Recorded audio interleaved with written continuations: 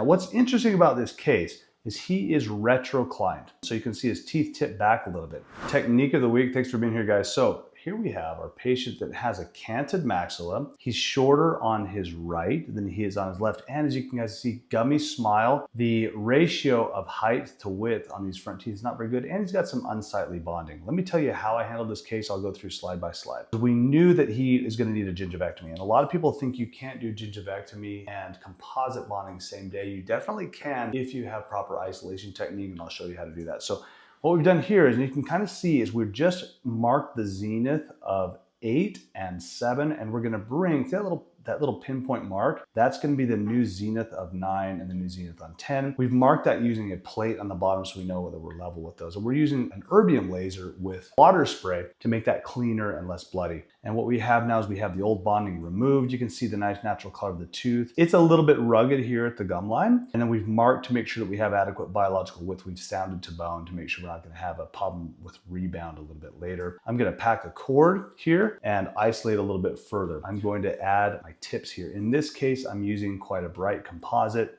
This is going to be a super bright composite by Cosmodent and just establishing the incisal edge. He is retroclined, so you can see his teeth tip back a little bit. That allows us to bring those incisal edges buccally or facially and give us a little more straight platform. And what that's going to do is help us have a really thick incisal edge, and that is going to be stronger. So here you can see that is the shape of that incisal edge that I put it on. You can see I'm staying away from the gums right now because we're still going to isolate those. I've only got bonding agent here in the last third. I brought those edges forward. We're going to connect the dots here and make things stick out a little bit further action. We're using this mylar. So this mylar curved up and it's tucked up underneath the gingiva. So when I'm even applying etch here, we're not getting any of that etch back on the gingiva, and we're sealing out any blood or heme or saliva or anything like that. That creates a very tight seal. I've even taken a picture to show you inside the mylar. See how tight that is? We'll fill that with bonding agent. We're pushing the composite up inside that mylar. We're not going to get nice shapes at first. Step by step, I'm going to shape these teeth. I don't have time to show you in just this video,